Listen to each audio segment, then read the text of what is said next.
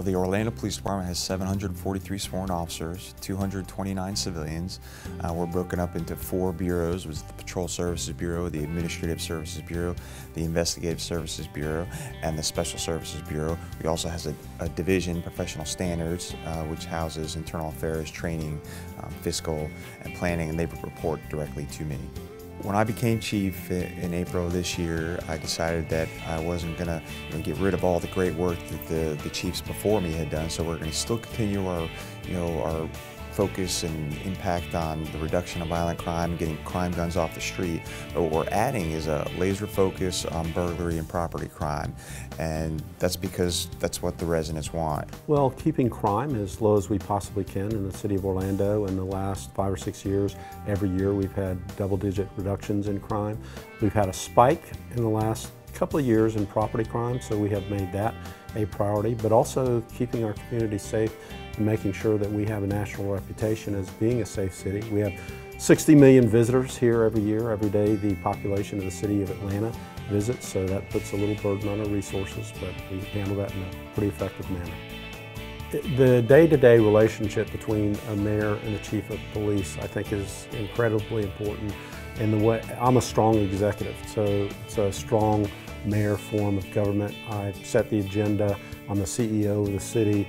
I also chair the council, and I have set up our operation so that I have a cabinet form of government. So the police chief and the fire chief sit as part of the cabinet with the other directors, the public works director, the family parks and rec director.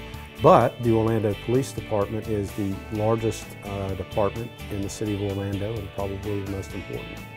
I believe it's very important to have a strong relationship with the mayor in the role as police chief, and our mayor, Mayor Buddy Dyer, has been a great supporter of the police department and of me, and I really have appreciated that. He has made public safety his #1 priority, and that shows in everything he does. I'm very proud of all of the sworn and unsworn personnel at the Orlando Police Department. I think we have the best police department, I'm going to say at least in the state of Florida, but to all those chiefs out there in the entire United States. And they're very well trained. They have the best equipment. We have a marvelous training facility, but a department is only as good as its people are. You know, as you can imagine, with 1,000 employees, we make mistakes. And many times those mistakes are captured in the news or in the media.